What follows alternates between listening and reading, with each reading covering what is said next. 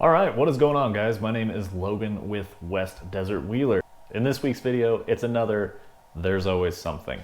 This is episode 2. Had great response from episode 1, and I'm looking forward to continuing to do these and releasing them on the weekends. So Saturday and Sunday were kind of a dead zone for me in this channel, and I hope that you guys enjoy getting content in that time frame. So let's talk about what's been going on. Yesterday, I was on the Wednesday night live stream takeover with Scale Builders Guild and Harley Designs. I want to send out a huge thank you for them allowing me to come on and just chit chat back and forth. It was great having a conversation with those guys. They were able to ask some questions that maybe you wouldn't normally hear me talk about on the channel. And it was a good time interacting with everybody, commenting as well. So thank you if you were there. I really appreciate the support. Moving on from that, let's talk about what we've been working on the truck side of things, because that's what this is really supposed to be about. Let's see, previous Saturday to this, where I'm at now, it's Thursday right now with me filming this. So last Saturday, it was North Round 3, which is the final competition in the North versus South, final competition for the North Series. And I brought out a Class 2 and an Unlimited. So this was my Class 2. Got the Rock Pirate wagon out here, 4.75 inch tall Proline crawlers.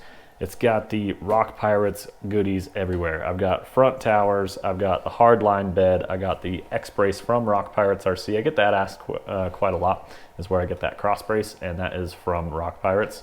Rear towers, we've got the sliders that match the Proline Power Wagon body perfectly, and then I've also got their battery tray tucked up in here.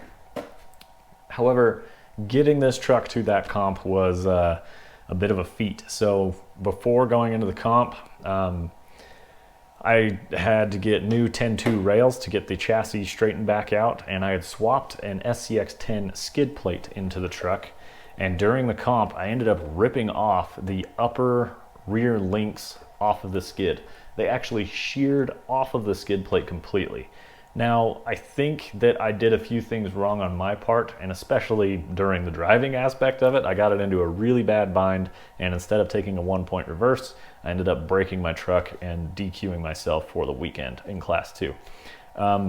So I went back to the original 10.2 skid that I had in there. The only reason I replaced it is because it's all scratched up and has a lot of miles on it. I thought I was doing myself a favor by putting a new part in there. It turns out I did not. Another thing I had to do was this truck, I think the last time you guys saw this, did not have a transmission in it. And so now we've got an Axial AX10 transmission. You can see I've got a Spectrum 2100 kV. Yes, 2100 kV censored system. So it's got the separate ESC with an ESC fan. Temperatures are warming up where I'm at, so I decided to plug the fan back in. It's pretty rare that you actually see me run with a fan. In videos, I usually unplug them just for the noise aspect. But out rec wheeling tonight, I actually did have that fan running, keep things nice and cool. You can see that Rock Pirates battery tray right there. Servo and axle on the Capra axles, basic stuff like that. 4-linked in the front, 4-linked in the rear. So that pretty much, I guess we need to talk about other things I replaced on this truck. Had it out on the bench, had no wheels and tires on it, got the new transmission in, fired it up so I could just see the stub shafts rotating, and I had a bent stub shaft. I believe it was on the front driver wheel and tire, so I swapped that out with the spare axle that I had in my parts bin, got that straightened up, and then also the rear axle housing was flexing up and down, and so I took out one axle shaft and it was still doing it. Both axle shafts that I had in the rear of this truck were bent, but I've never broken the housing in this. So they were Vanquish hardened rear axle shafts. What I'm thinking happened is that those rear axle shafts got bent in shipping, and I didn't notice when I installed them that they were bowed. They're not like bent in half or anything, but there was a bow to it to where they were making the whole plastic housing flex every time the axle rotated. So I pulled those out and I put in a stock set of axial rear shafts. Luckily I had those on hand. So got the rear axle shaft swapped. I got a stub shaft put in it. I got a new skid plate in there. I put a transmission in it. It got 10.2 rails last week. This thing has been seeing some major maintenance, which I am pretty hard on this thing, but you know, sometimes that's how it goes. This truck's got some miles on it, so eventually parts are going to start wearing down. So that pretty much wraps it up on my Power Wagon. For the unlimited class, I did run my Axial Capra, the Tiger Capra. That thing did awesome, and I was able to score myself my first perfect run on that. So really excited to have a perfect run. I got a clean bonus. I cleaned all gates and no reverses, no rollovers or any of that. But that was only on one course. I want to make sure that's clear. So the other course, I ended up scoring 16 points on. I was unable to get the bonus gate, so I didn't go negative. And then I had one reverse, one upright, and one gate. So not horrible, but those two scores combined ended up putting me, I think I ended up in third place in the listing, but I gave my buddy a little bit of a hard time for this. I got second place. We'll leave it at that. Speaking of Axial Capra, I have got a super shafty Troopa Capra cage, and I bought this used. This thing came a little bit scratched up, and I didn't realize at the time. I thought the original owner had painted the aluminum black. It turns out it was anodized black. And when I had purchased it, in my mind, I was like, all right, I'm gonna get this thing and I'm gonna strip the paint off, and then we're gonna go back to the raw aluminum. Everything's great. And then it showed up and it was anodized, and so I was like, okay, I'm still gonna get the anodizing off of it. Well, that's a little harder than it sounds, and you gotta use some pretty harsh chemicals. So I don't have the prettiest finish on here right now. I will work on making this prettier, trust me. This is not the final product. This is round one of trying to remove all the anodizing, and hopefully I will have this back to a much better looking raw aluminum. And worst case scenario, I will throw some silver paint over the top, but I do want a silver cage. So this is in the works. And then I'm also going to need to find a set of panels for this, which is not easy. Then I've got to design a battery tray. My buddy from Desert RC gave me a 3D printed battery tray. I don't know what I'm gonna do with my receiver box. There's a lot of question marks remaining on the Troopa Capra cage, which is why it's sitting on the shelf. But I want to finish out the North vs. South series with the Capra before I really start worrying about that. So it's going to be a little while before you see me working on that.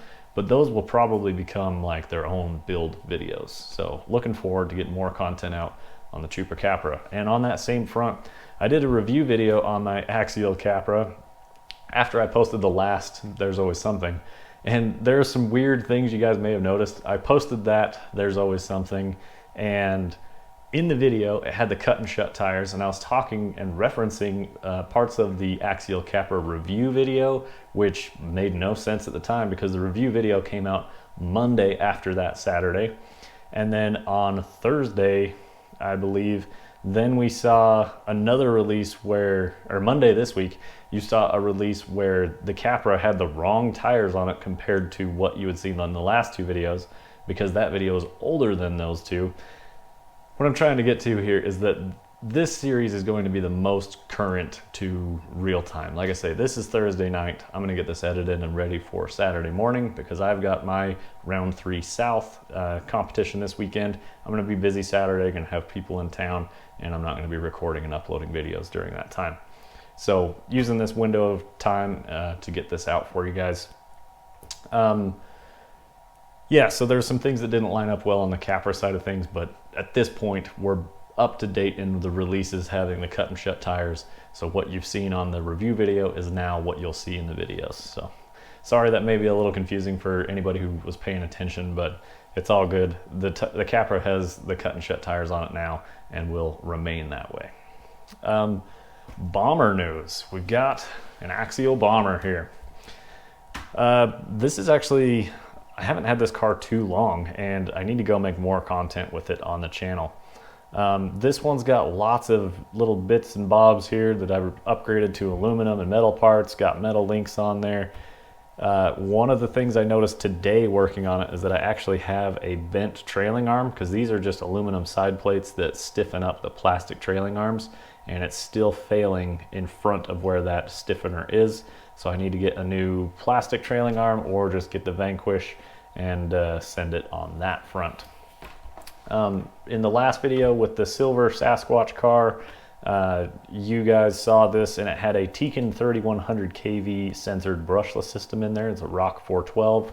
I just swapped this out last night. I was working on it, and I put an AXE 3300 kV system in it. So from 31 to 3300 kV, we're picking up a little more motor speed, more RPM per volt. And on top of that, I also bumped up the pinion tooth gear on there. It went from, I had an 11 in there, and now I've got a 13 tooth in here. So picked up more RPM and more gearing. So I wanted this thing to go just a little bit faster. Running it around in my driveway this morning, cruised up and down, turned around, and I ended up running into a rock in my front yard, and I broke a rod end in my front yard, which is kind of funny. So it zips along pretty good. I think I do want to get a light bar I have sitting over here on one of my cars. I'm going to remove it from there, drill it into the cage, and then do a fixed light bar on the roof as well. So I've got pods, the full front light bar, the rear chase bar, and then I'm going to do a light bar up top, and hopefully get some night runs done with this thing. But also looking forward to having more wheel speed. And then this is a 2-speed bomber, so when I shift into first into low gear, it really crawls well, and I love how the axes crawl. It's got great low end performance, and it can really creep along. So really looking forward to getting this guy out on the rocks and then some technical stuff. Yeah, bomber is always a good time to get out on the rocks. So we'll set this guy aside, and we're gonna talk about the latest and greatest SCX 10.3 release, which is the Axial Basecamp. Let's cover wheels and tires and why it does not have any on it right now. I took these off of the glue-on plastic wheels. I've done this before with a bomber, and I was able to get them to mount up to an aftermarket set of bead locks. So I used the factory axial tires on metal bead locks because the glue-on plastic wheels and tires just have no weight to them. And in a crawler, I like having a little bit of weight in my wheels. I could not successfully get these to mount onto my SSD steel bead lock wheels, and just wasn't having success there. So I'm going to need to try it on a set of different wheels and see if that helps me at all. I should have a set of Spec RC wheels coming through very soon. I'm going to see if these will mount up to there. But yeah, I was unable to get that to work. Sorry, had a battery finish up right there. Unable to get that to work, and so that's the story on the wheels and tires. I've been swapping the Spec RC comp wheels from the Pirate Wagon back and forth. During the North Round 3, I had to swap wheels and tires a few times, but I did get the opportunity to take this out and crawl it. It is a great fun truck. It was able to go over some lines that I was pretty impressed by. You might also notice that I installed Rock Pirates RC 7-inch rock sliders on this truck as well. Now, these are their SCX 10.2 drilled platform. They now have a 10.3 drilled slider available through their website, so check out Rock Pirates RC for your SCX 10.3 slider needs. And these sliders fit the body width very, very nicely. Really excited on how that turned out. And I also was able to position them to where the slider looks really appropriate on where the actual cab would be. So I'm really excited on how that turned out. One other detail is that the Axial Basecamp has multiple battery trays, and there were 2 screws that secured the factory battery tray to the factory slider. And so I actually took the Rock Pirate sliders, marked them out, and drilled for the factory battery tray as well. So I retain all the factory battery locations. I can run a full-size pack or a shorty pack mounted to the slider nice and low, which is where I prefer it. Also, in the process of adding the sliders on here, I moved the ESC from the factory slider and put it up in the nose. A little bit of forward weight. It's not real heavy, so I'm not worried about that weight being up as high as it is.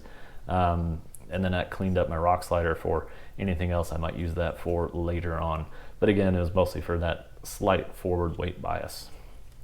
So this thing's turning out awesome so far. One other upgrade I did is I took all these spare SCX 10.3 links that I had in a parts bin, and I was able to successfully swap the 10.3 links right into the factory Basecamp rod ends. They're the same rod end, the same thread pitch, all that. You can install the beefier links. I was short 1 link, so you can see the factory one here, and then you can see the more premium SCX 10.3 link with a larger diameter on the rest of the links there. I did change out the drag link and the tie rod as well on the front end. So this has got all of the thicker diameter SCX 10.3 links on there. So I'm really excited to have that there. A little bit lower weight, higher strength, just overall a little more sturdy. And then it's also threaded right and left-handed on these, so I can adjust the length of them much easier on the Basecamp now. Which Those are all available as aftermarket SCX axial parts or replacement parts for axials.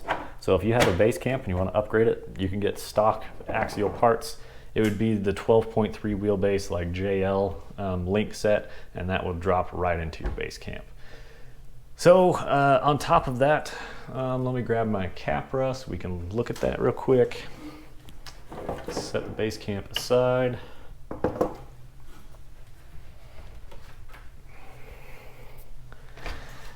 2 nights ago, I was in the workshop and I had picked up a new set of overdrive gears, and I decided to add overdrive to the differential, and the Capra already had overdrive in the portal gears. So I had I think it ends up being a 10 or 11% overdrive in the portals, and then a 10 to 12% overdrive in the differential. And spinning the wheels and tires, it looks like I have to rotate the rears 4.5 times to get the front tire to go a full rotation extra. So it looks like I'm sitting in that 20 to 23% range is what I'm guessing. So a little more aggressive overdrive on the Capra, even though it has a dig and I can engage as much overdrive as I want. I think just driving around, I like having a little more overdrive in it. So this now mirrors what my Pirate Wagon's overdrive setup is. So this truck also has overdrive in the portals and in the differential to get that pushed up to 20+% overdrive going to the front axle.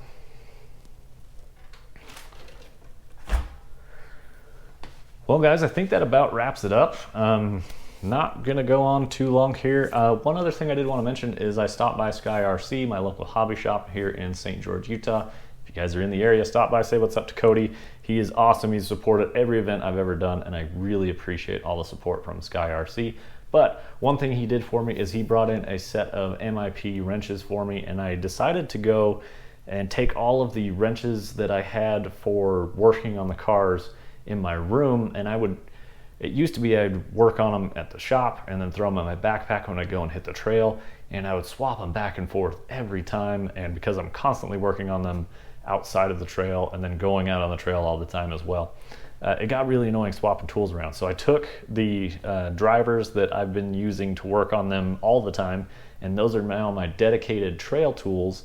And then I got my new set of MIP drivers, and those are now going to be my workshop drivers. So now I don't have to swap them from my backpack back and forth. Now I've got a set of dedicated drivers just for the backpack for ready to go, and then I've also got them in my shop for whenever I need them here.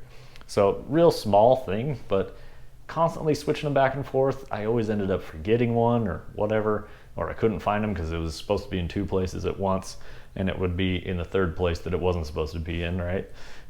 So yeah, just a real small thing. Maybe you guys want to do that as well, or maybe you already have and you're way smarter than me. But if you haven't thought of that, consider it. It's really not a whole lot of investment, and my tools had already had some miles on them, and it was getting to the point where it was like, maybe I should replace these just so I don't strip screws. And having those as my trail repairs, they're going to do great. I know that they're still good enough to get me up and running out on the trail, but having the brand new drivers here in the shop is always nice. Get those sharp square edges all the way down into the hardware so that I try not to strip them out, which is never a fun thing depending on where your screw is. So there's always something going on here. I hope you guys appreciate and enjoy the content. Let me know if you do. Also let me know if Saturdays are great for you guys. The way I see it, waking up early, grabbing some coffee, eating some cereal, Eggos, whatever, grabbing some bacon, maybe drinking a beer, I don't care. Doing whatever you're gonna do through the weekend. I hope that I add just a little bit of entertainment while you got some downtime. Drop a comment, let's chat back and forth. We will see you guys in the next one, hopefully a week, 2 weeks. I'm gonna try and hold a minimum of 3-week window. I don't wanna go more than 3 weeks on this series, but I will definitely try my best to do better than that. Until then, new releases every Monday, and then I usually get one in Wednesday or Thursday. 2 releases a week is what I shoot for, and then on these weeks you guys get 3. So there you go. Thank you guys for watching. Hit the affiliate links down below. It's how you can support my channel. I would greatly appreciate it. My name's Logan from West Desert Wheeler. We will see you in the next one. Keep the rubber side down.